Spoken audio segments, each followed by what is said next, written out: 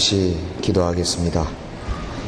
거룩하신 우리 하나님 아버지, 우리의 찬양을 받으시는 하나님 아버지, 이 시간 하늘의 문을 여시고 주님이 감춰두셨던 신비한 하늘의 소식을 주의 사랑하는 자녀들에게 들려주시옵소서. 예수님 이름으로 기도하옵나이다. 아멘.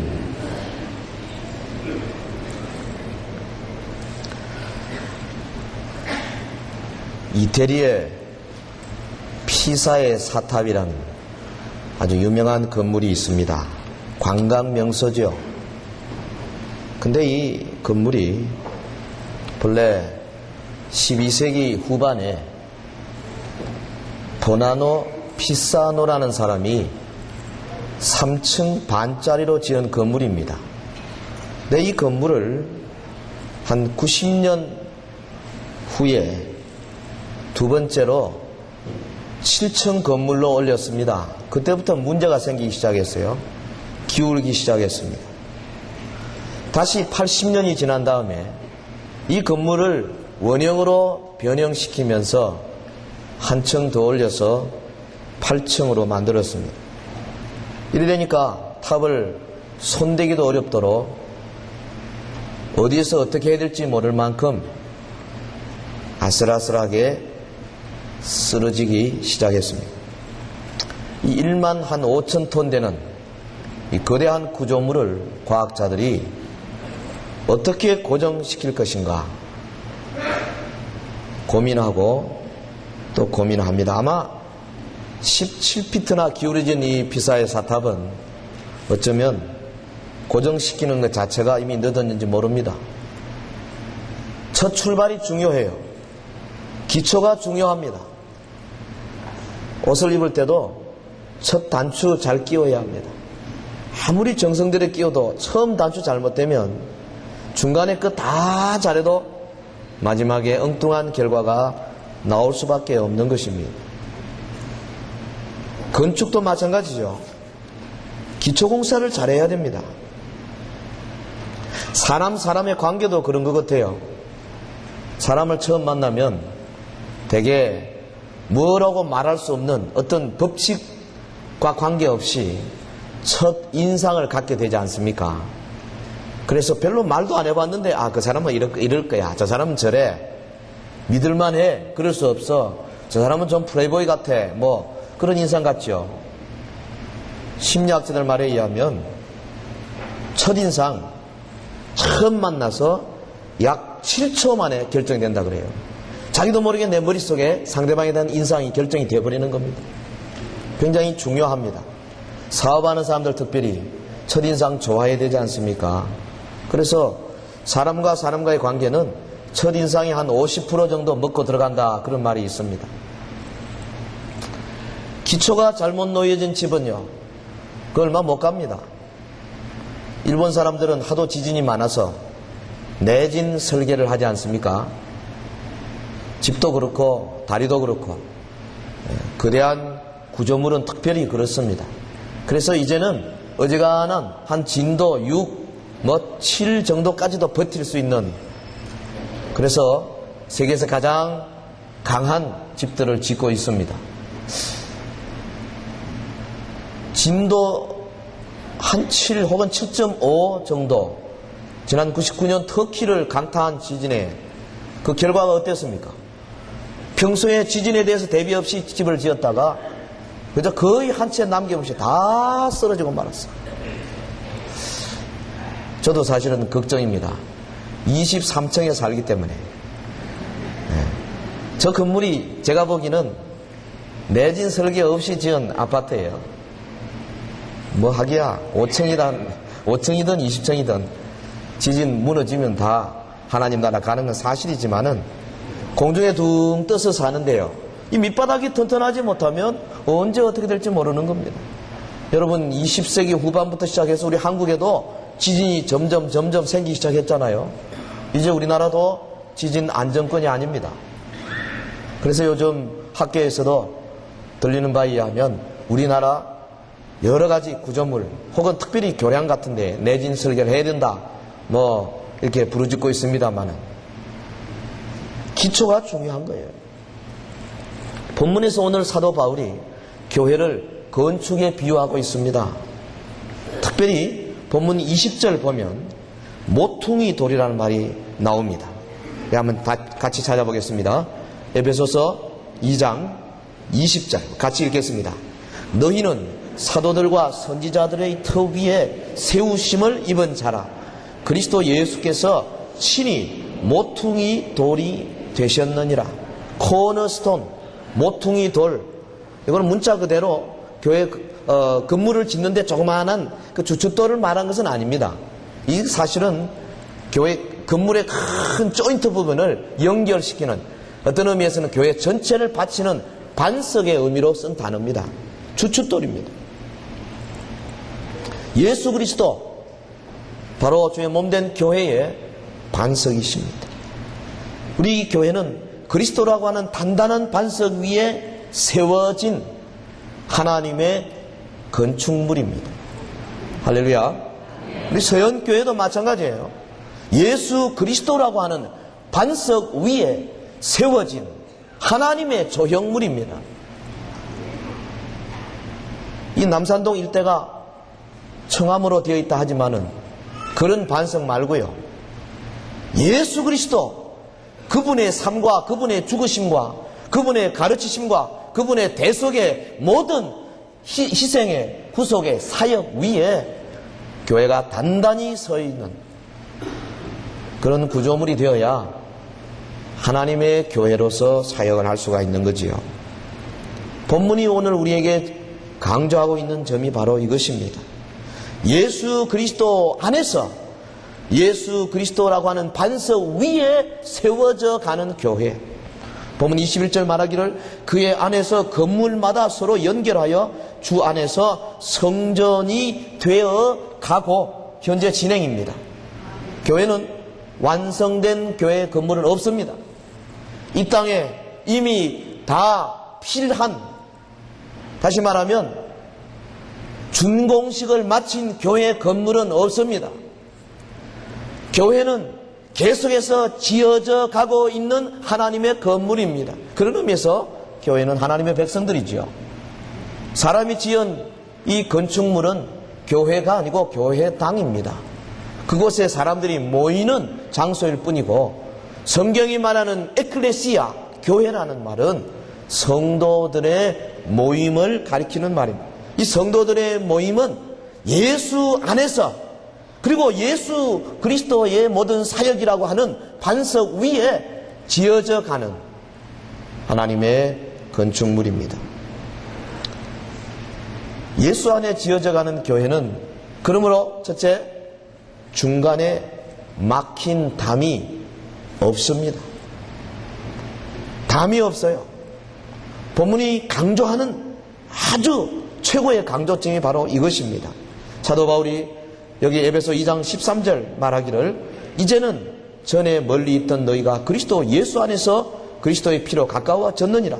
그는 우리의 화평이신지라 둘로 하나를 만드사 중간에 막힌 담을 허시고, 한번 따라합시다. 중간에 막힌 담을 허셨다. 네, 헐어버리셨다는 거예요. 바울이 지금 뭐를 보여주고 있습니까? 에베소 교회 성도들은 이방인 아닙니까? 아직 잘 모릅니다. 저 예루살렘에 혹은 과거의 유대 백성들이 어떠한 역사를 가져왔는지 잘은 모를 것입니다. 그런데 성도들에게 지금 뭐를 보여주고 있느냐? 에베소 교회 교인들이요, 여러분 예루살렘에 와봤지 않느냐?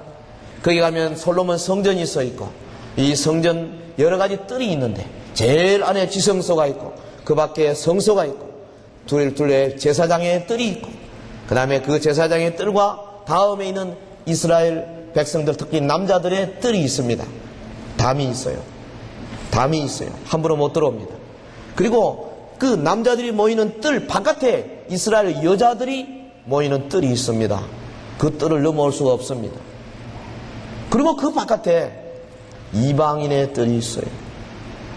이방인의 뜰과 이스라엘 여인들의 뜰 사이 그 담이 높은데, 그 담에는 지금도 그 당시에 뭐라고 되어 있는, 라틴말로 그리고 헬라말로 기록되기를 이 담을 넘어오거나 다음 뜰에 들어오면 죽임을 당함, 그렇게 되어 있어요.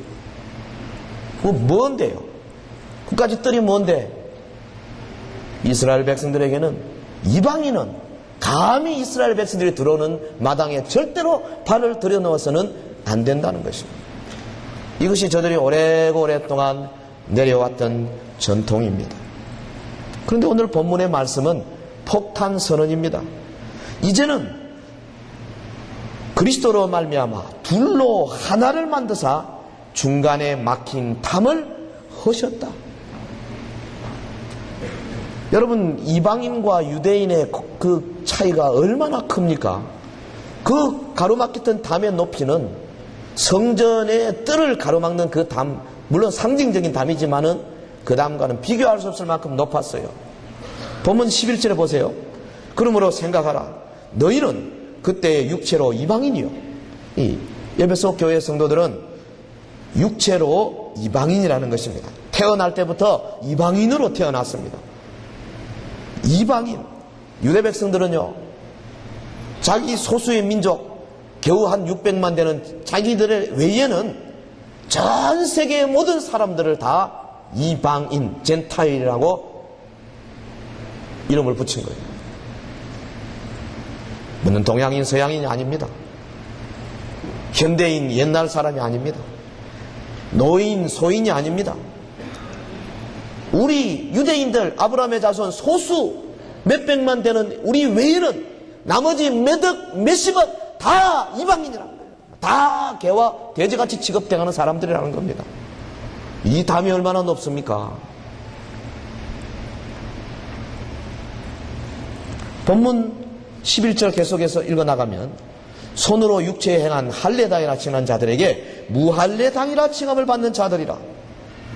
유대인들은 모세의 율법을 따라서 할례 받았습니다. 그리고 할례 받지 아니한 모든 다른 사람들을 uncircumcised, 무할례당이다, 이렇게 렛대를 붙여놔 놓고 전혀 상관하지 아니하고 같이 식사도 안 했습니다. 여러분, 후일에 베드로가 이방인들과 같이 식사하다가 유대인들 들어올 때 베드로 얼마나 놀랐습니까? 유대인들은 할례 받지 않은 사람들과 식사하면 안 되거든요. 그래서 베드로, 당시 초대교회의 초석인 베드로 슬그머니 외식했습니다. 식사 안 한 채 하고 슬그머니 도망쳤습니다. 이걸 보고 마음씨 좋은 아저씨 바나바 같이 도망쳤어요. 외식했어요. 날카롭고 젊은 사도 바울이 이 사실을 갈라디아 2장 21절에 지적하면서 책망했습니다. 베드로 형님, 형님이 교회의 최고의 지도자이면서 그래 복음을 어기고 이런 짓을 할 수 있습니까? 막 야단쳤어요. 이방인과 유대인의 그 담이 얼마나 높은지, 예수님을 통해서 3년 반 동안 같이 훈련받았던 제자들까지도 이 담 넘기가 어려웠습니다. 여러분, 베드로가 이방인인 고넬료에게 복음을 전가하기 전에 하나님이 베드로의 마음을 돌이키기 위해서 어떻게 하셨어요? 3번씩이나 환상 보여줬습니다. 야, 먹어라. 아니, 못 먹습니다. 내가 깨끗하게 한 거 먹어라. 못 먹습니다. 먹어라. 야, 이놈아 먹어라. 하나님이 3번씩 막 그 땅땅 굳은 머리를 돌리기 위해서 애를 쓰셨어요. 이만큼 높은 담입니다. 여러분, 바울이 이 말을 할 때에 이 글을 읽는, 물론 에베소 교회 성도들이야 당연히 읽었겠지만은 주이시 크리스찬, 유대인으로서 예수 믿는 사람들은 아마 깜짝 놀랐을 것입니다. 무할례당이라 칭함을 받는 자들인데 이제는 둘로 하나를 만드사 중간에 막힌 담을 허셨다. 할렐루야. 담을 허셨다. 여기 뭐라 그랬습니까?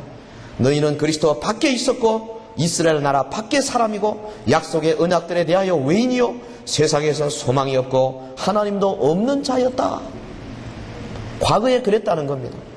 그러니까 유대인들과는 전혀 같이 할 수 없는 완전히 분리된 자들인데 13절, 이제는, 사실은 이 말이 영어로 번역하면 but now, 그러나 이제는, 그 말입니다.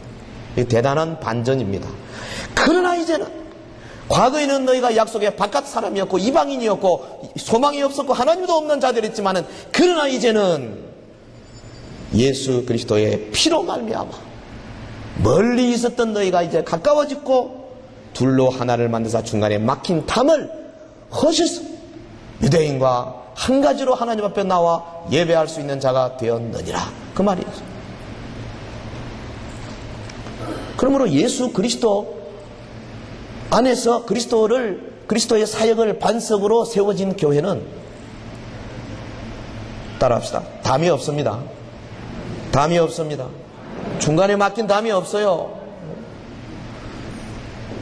물론 우리 한국에 있는 모든 성도들은 다 피부색도 같고 조상도 같고 말도 같으니까 이런 말이 실감이 안 날지 모르지만 잡다한 인종이 같이 모이는 교회들 가보면요, 이 말이 얼마나 중요한지 모릅니다.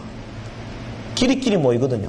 백인은 백인들끼리, 흑인은 흑인들끼리, 뭐 남부 사람끼리, 북부 사람들끼리, 화이트 칼라들은 화이트 칼라끼리, 블루 칼라는 블루 칼라끼리 그래 모이거든요. 여러분, 우리 한국 교회도 사실 보면 지방세 강하지요. 뭐 출신 고등학교 뭐 같이 모이죠. 오랜 친구들끼리 따로 모여가지고 기회하지요. 이 기회하지 말라는 이유가 바로 이겁니다. 중간에 막힌 담, 이 기회 때문에 담이 생겨요. 담을 만드는 것은 예수 그리스도의 십자가의 원수입니다. 그리스도의 십자가를 무효화시키는 겁니다. 교회 안에 담을 만드는 것은 그리스도의 십자가의 희생 제물 대신 예수 그리스도에게 정면으로 창을 들이대는 것과 같은 거예요. 그렇기 때문에 교회는 절대로 담 만들면 안 됩니다. 정말로 우리 교회가 예수 안에 세워지는 교회 같으면 우리에는 배운 사람 못 배운 사람의 차별이 없어야 됩니다. 오래 믿은 사람들, 우리 서현교회 48년 전에 창립 멤버들과 어제 온 사람들과 차별이 없어야 됩니다. 같이 섞일 수 있어야 돼요. 중간에 막힌 담이 없어져야 됩니다. 배운 사람 못 배운 사람의 구별이 있어서는, 물론 은사는 차별이 있습니다. 하는 사역은 차별이 있을 수밖에 없습니다만은, 그러나 근본적으로 우리가 하나님 앞에 나와 예배하고 주께 영광을 돌리는 데는 차별이 없어야 되는 것입니다. 주님이 그렇게 선언하고 있어요. 본문 15절에 보면 원수된 것 곧 의문에 속한 계명의 율법을 자기 육체로 폐하셨으니 이는 이 둘로 자기 안에 한 세 사람을 지어 화평하게 하시고 십자가로 이 둘을 한 몸으로 하나님과 화목하게 하려 하심이라. 원수된 것을 십자가로 소멸하시고, 예수 그리스도의 십자가 안에서 율법이 우리를 저주하고 정죄하던 그 모든 것들을 폐하셨다 그랬습니다. 하나님의 말씀, 하나님의 법이 본래는 좋은 법이었는데 성도들이 이 법대로 순종하지 못하기 때문에 이 법이 오히려 우리를 정죄하기 시작했지 않습니까? 그러나 이 그리스도 오심, 그가 율법의 모든 요구를 완성하시고 난 다음 그의 십자가 죽으심으로 말미암아 이제는 그를 믿는 모든 자들에게 율법은 전혀 맥을 쓰지 못하게 되었습니다. 예를 들면 우리가 율법의 어느 계명을 하나 어겼다 합시다. 그러면 그 계명이 나에게 말하기를 너는 이 계명을 어겼으므로 지옥감이야, 그렇게 말할 수 없는 것입니다. 왜? 예수 그리스도께서 나 대신에 그 모든 계명을 다 이루셨기 때문에. 그래서 내가 이제 하나님의 나라 가는 것은 하나님의 순종을 잘해서 가는 것이 아니라 그리스도의 복음으로 말미암아 예수 그리스도의 피값으로 우리가 주님의 나라 갈 수 있게 된 줄로 믿습니다. 다만 우리가 하나님의 말씀에 순종하고 주의 몸된 교회에 충성 봉사하는 이유는 주님이 순전히 은혜로 우리를 구원해 주셨기 때문에 그것에 대한 감사로 주께 순종하고 봉사하고 계명을 순종하는 겁니다. 또 오셔서 먼 데 있는 너희에게 평안을 전하고 가까운 데 있는 자들을 평안을 전하셨으니 이는 저로 말미암아 우리 둘이 한 성령 안에서 아버지께 나아감을 얻게 하려 하심이라. 주님의 몸된 교회는 남자 여자 구별이 없습니다. 백인 흑인 구별이 없습니다. 담이 없습니다. 우리 모두가 다 진실로 우리 교회 안에 조금이라도 담이 있는 거 있으면 예수 그리스도의 복음의 능력으로 이 담을 깨부셔야 됩니다. 내 잘 아는 친구들과의 어떤 그런, 그래서 새로운 사람이 들어올 때 못 들어오게 만드는 그런 내 말, 생각, 행동, 행위, 여러 가지 조직, 이 모든 담들을 다 우리가 제거해야 가능할 것입니다. 미국 교회 재작년 몇 년 전입니까? 남부의 흑인 교회 방화를 누가 했는지 모르지만 수십 군데 불 지르는 사건이 있었어요. 흑인 교회만 골라가면서요. 이거 보면 틀림없이 백인들이 했지 않는가, KKK단이 했지 않는가 이렇게 추측을 할 수밖에 없는데요. 흑인들만 사는 흑인 타운 한복판에 백인 교회가 있어요. 제가 한번 가보니까 신기합니다. 주중에는 전혀 백인 그림자가 없습니다. 그런데 주일 아침 11시 예배 때 딱 가보면 백인이 한 1000명씩 모인다고. 어디서 멀리서 교외에서 차를 타고 와가지고 주차하고 예배만 딱 드리고 가는 겁니다. 그건 잘못된 것입니다. 그 교회는 인근 흑인들에게 문을 열고 다 받아들여야 되는 거죠. 죄 몸된 교회가 예수 그리스도의 십자가와 역행하는 일들이 오늘날에도 얼마든지 있을 수 있는 겁니다. 서울에 가보면요 그런 것 같아요. 어느 교회 가보면 호남 사람들이 잔뜩 모여있고 어느 교회 가면 영남 사람들만 잔뜩 모인 교회가 있어요. 더 이상해요. 제가 뉴욕에 있을 때 뉴욕의 이민교회 가운데 이상한 교회가 있습니다. 직접 뉴욕 혹은 미국으로 건너온 사람들이 모인 교회들도 있고 어떤 교회 가보면 한국에서 저 브라질이나 아르헨티나 저 남미로 이민 가가지고 거기서 다시 미국으로 건너온 사람들만 모이는 교회가 따로 있습니다. 똑같은 우리말 쓰고 똑같은 김치 먹고 똑같이 생겼는데 그 이상해요. 우리는 남미 이민 동창들이다. 이거 얼마나 웃기는 일이 벌어지고 있는지 모릅니다.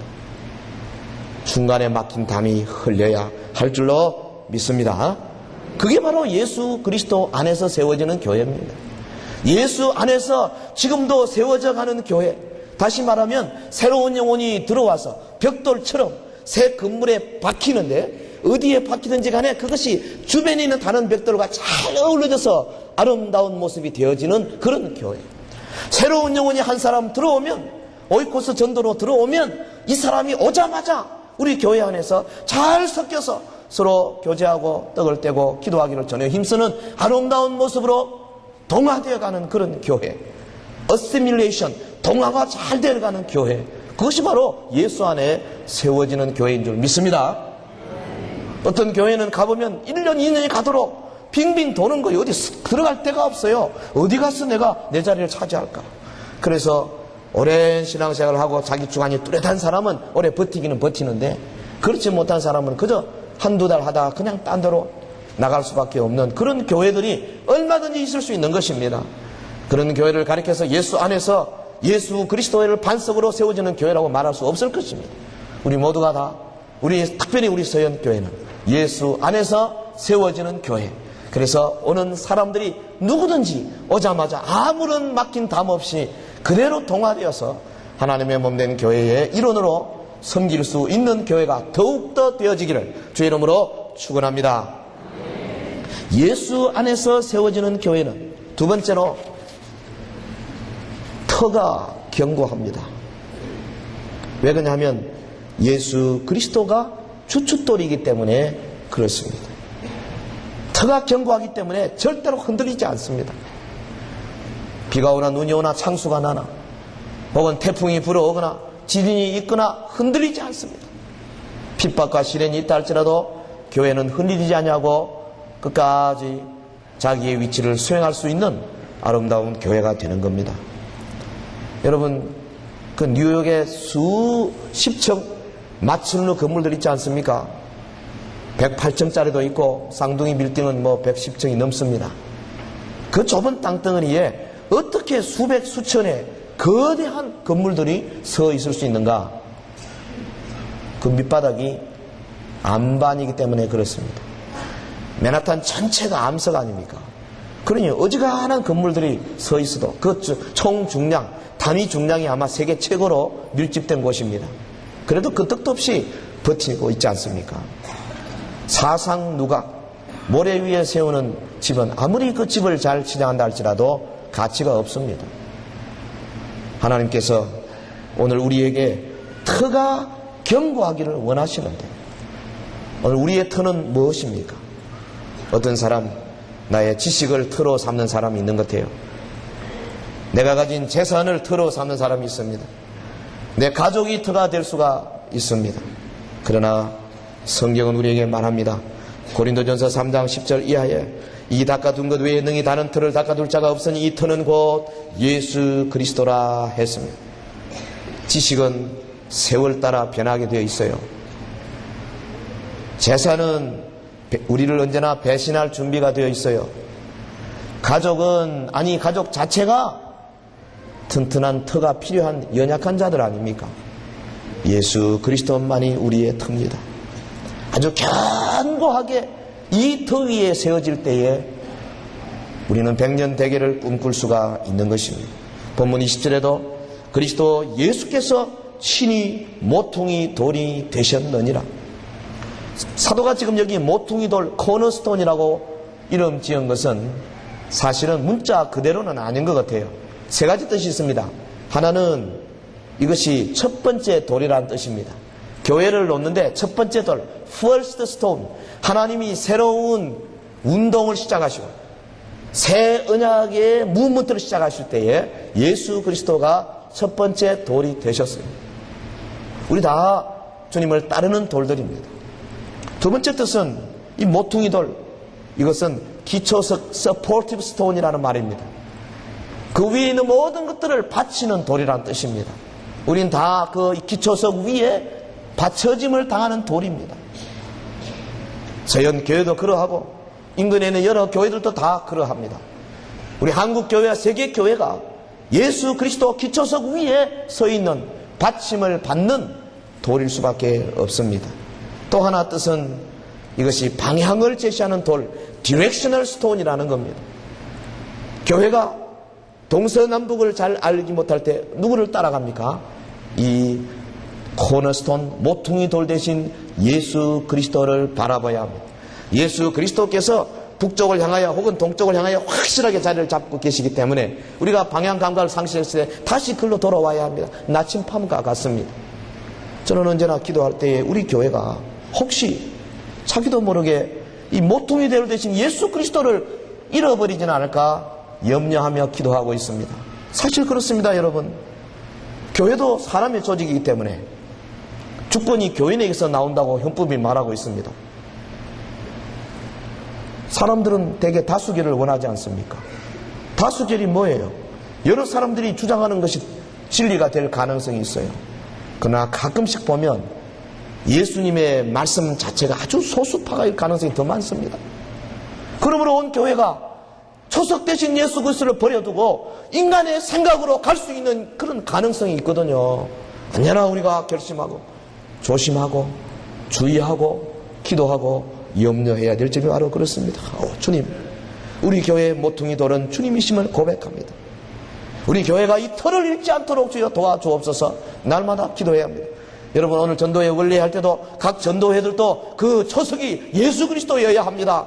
사람들이 많이 원한다고 가는 것이 아니에요. 하나님의 말씀이 가는 곳으로 가야 합니다. 비록 모든 많은 사람들이 원한다 할지라도 그것이 초석 대신 예수 그리스도의 길이 아니면 과감하게 우리는 주님을 따라갈 수 있는 준비를 갖추어야, 그래야 우리는 그 교회를 그리스도 안에서 지어져 가는 교회라고 말할 수 있는 겁니다.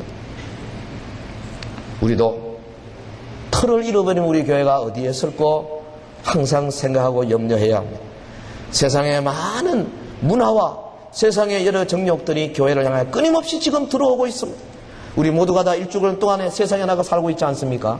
그래서 세상의 가치관을 가지고 교회에 들어와서 인간들의 모임으로 운영할 가능성이 언제든지 살아있는 거예요. 그래서 날마다 우리는 하나님 앞에 엎드려 간구하며 기도하며 우리 자신을 우리의 모퉁이 될 대신 예수 그리스도 위에 놓고 있는가를 항상 살피는 그런 자세가 필요한 줄로 믿습니다. 우리가 왜 교회의 부흥과 성장을 위해서 애를 쓰고 있습니까?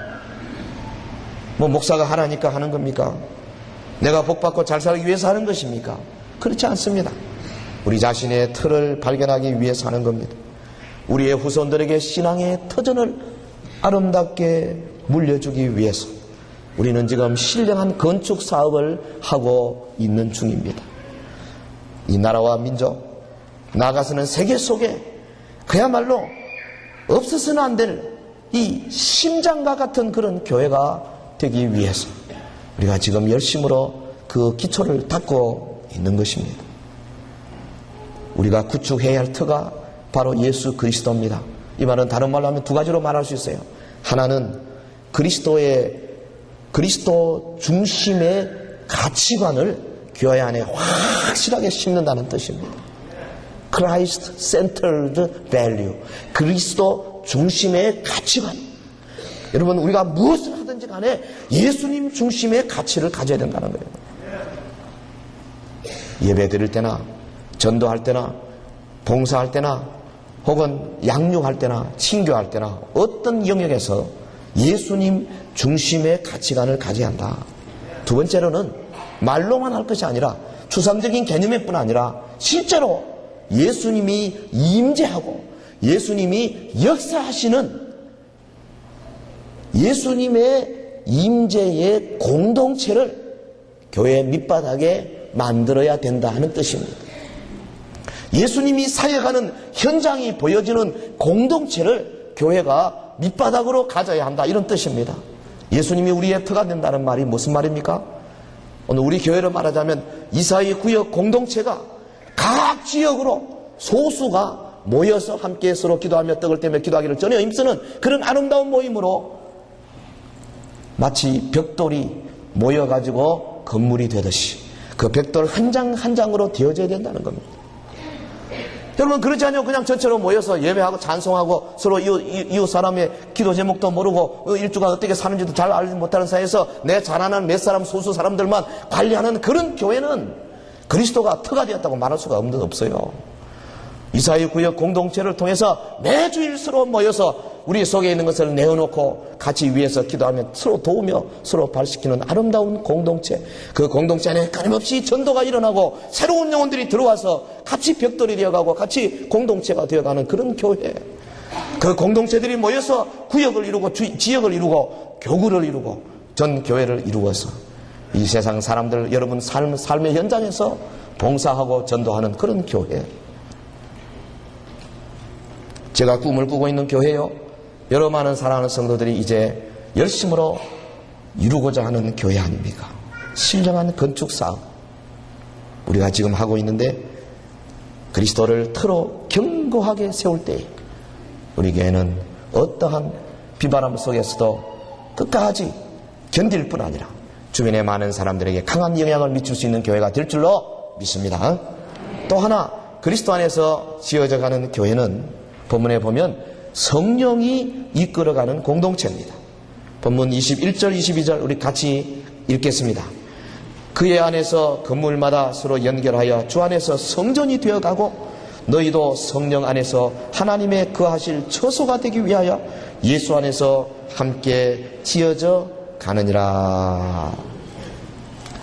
이 큰 빌딩을 보면 그 안에 얼마나 많은 여러 방들이 있고 복도가 있고 혹은 기관이 있고 시설이 있습니까? 우리 저 교육관도 상당히 큰 건물입니다. 오래되어서 이제 여러 가지 시설 보수해야 할 때가 왔습니다. 어느 한층 중천장 바꾸는 것만 해도 뭐 전기시설 한번 바꾸는 것만 해도 몇 천만 원씩 들어갑니다.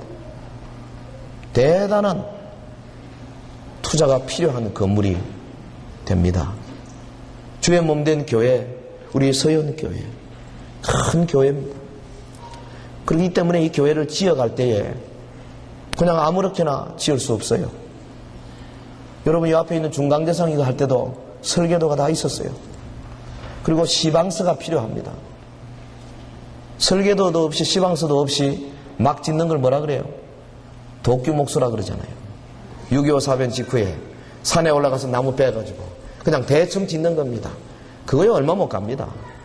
지금은 작은 거 하나 해도 사전에 다 설계하고, 그래서 여기 면적이 얼마고 카펫이 그럼 얼마 들어가고 스퀘어피트당 얼마고 혹은 여기 밑에 받침대가 몇 개고 합판이 몇 장이 들어가고 다 계산하는 거예요.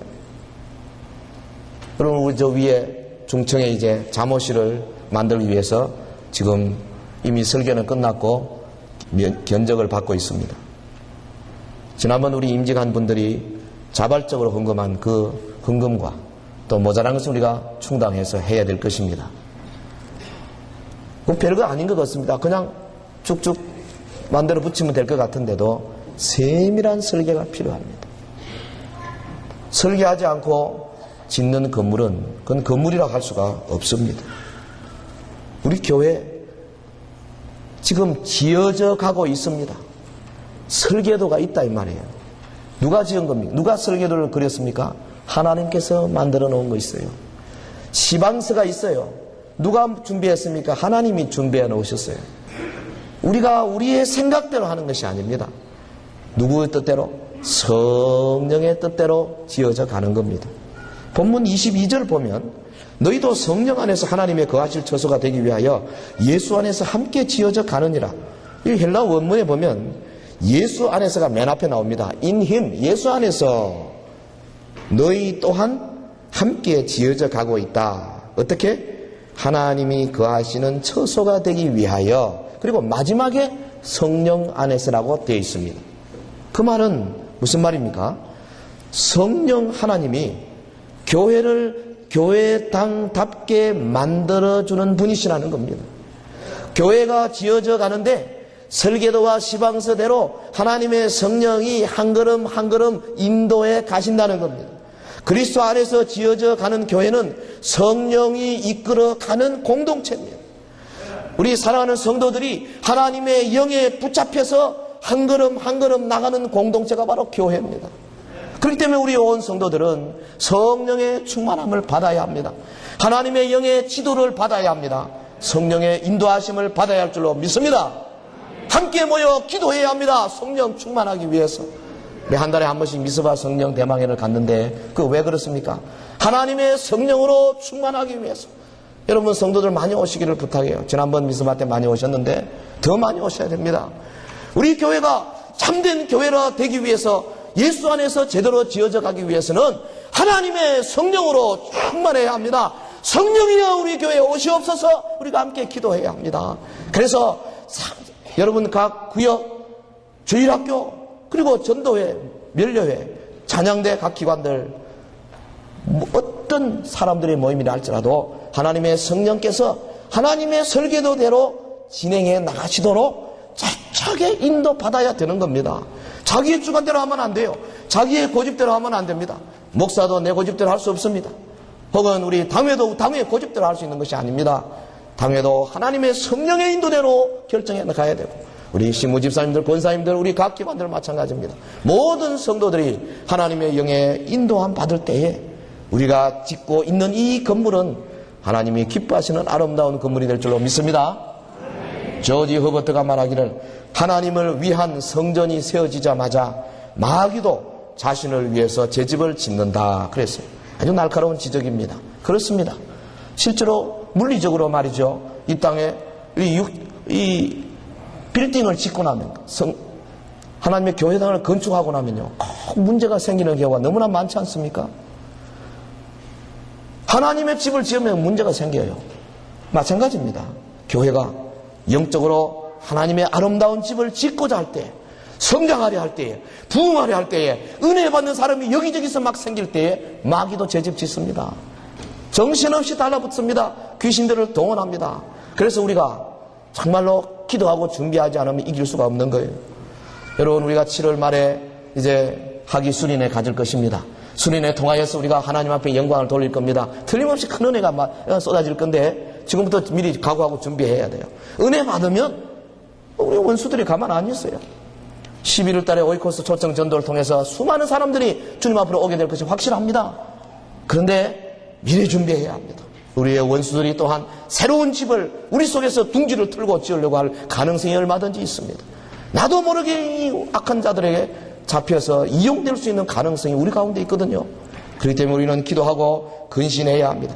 베드로전서 5장 8절 9절 근신하라 깨어라 너희 대적 마귀가 우는 사자같이 두루다니며 삼킬 자를 찾는다 그랬습니다. 그러므로 너희는 믿음을 굳게 하여 저를 대적하라. 그런즉 너희는 하나님께 순복할지어다 마귀를 대적하라. 그러면 너희를 피하리라. 할렐루야. 하나님의 말씀이 우리에게 충고하고 있습니다. 사랑하는 성도 여러분, 우리 교회가 만약에 성령의 인도하심을 철저하게 지켜나가는 교회가 된다면 문제될 게 없어요. 교회는 살아있는 유기체입니다. 유기체라는 것은 생물체라는 말이에요. 우리 사람이 유기체 아닙니까? 태어나서 세포가 분열하기 시작하고 그래서 막 성장합니다. 아마 18살, 20살 어쩌면 22~23살까지 성장한다 그래요. 그리고 그때부터는 절정에 도달하고 난 다음부터는 이제는 세포가 죽어가기 시작합니다. 우리 다 죽어가는 자들이에요. We are dying. 우린 죽어가고 있어요. 죽어가는 게 뭡니까? 잔주름이 생기고 검은 반점들이 생기고 이빨이 흔들거리고 머리가 빠지기 시작하고, 그래서 머리 안 빠지려고 대머리 방지약을 얼마나 우리가 찾고 다닙니까? 제가 이번에 미국 가서 좋은 걸 하나 구해왔어요. 저한테 나중에 연락하십시오. 그런데 우리 육체 이거 어떤 사이클 되면 항상 죽어가요. 교회도 마찬가지입니다. 유기체이기 때문에 유기체 어느 정도 성장하고 나면 그 다음에는 제대로 여기에 유기체에 생명을 부여하지 않으면 죽어갈 수밖에 없어요. 절대로 교회는 멈춰있거나 떨어지면 안 되게 돼 있는 아름다운 하나님의 건물인데, 그렇기 때문에 우리는 하나님의 성령의 생명을 끊임없이 받아야 합니다. 교회는 당연히 성장해야 합니다. 어떻게 하면? 막힌 담이 흘려야 돼요. 우리 가운데 막힌 담 흘러야 합니다. 내가 먼저 앞장서서 흘러야 돼요. 내 속에 막힌 담이 있으면 흘러야 됩니다. 내가 말하지 못하는 사람들, 내가 사이가 좋지 않은 사람들 있으면 내 쪽에서 먼저 흘러야 합니다. 그리고 새 돌들이 들어올 때 내 옆에 바로 앉혀놓고 잘 쌓아야 합니다. 사랑하는 새신자들을 위해서 내가 희생하고 헌신해야 합니다. 우리 교회가 아름다운 구역 공동체를 만들어내야 합니다. 그래서 그 건물 안에서 자기의 역할을 수행하는 벽돌들이 되어져야 합니다. 여러분, 내 역할이 무엇입니까? 여러분의 역할이 무엇입니까? 하나님이 여러분을 우리 이 교회 안에 어느 지점에 넣어주셨는데, 그 넣어주신 여러분의 역할이 뭐냐 이 말이에요. 그 역할을 깨닫고 하나님이 원하시는 대로 100% 내 역할을 잘 감당하면 남 걱정할 하나도 없어요. 우리 교회는 저절로 성령 안에서 지어져가는 교회가 될 줄로 믿습니다. 이를 위해서 성경에 여러 가지로 많은 지혜를 우리에게 주셨습니다. 이미 3500년 전에 모세의 장인 이드로가 모세에게 제시한 게 뭡니까? 모세, 당신은 혼자 하지 말고 지혜롭고 믿음 좋고 근면한 사람 빼서 10부장, 50부장, 100부장, 1000부장 만들어라. 그래서 10부장이 뭡니까? 10명 정도를 거느리고 저들과 더불어 같이 살면서 어려운 문제를 같이 해결하고 의논하는 거 아닙니까? 요즘 같은 우리 이사회 구역이 10부장이에요. 그리고 50부장 뭡니까? 구역들 한 5-6개 모여서 지역을 이루는 게 50부장입니다. 100부장, 1000부장 뭡니까? 지역들이 모인 교군을 말하는 겁니다. 3500년 전에 성경은 이러한 지혜를 우리에게 주고 있는데, 교회가 지금으로부터 한 1700여 년 동안 이 지혜를 잃어버렸습니다.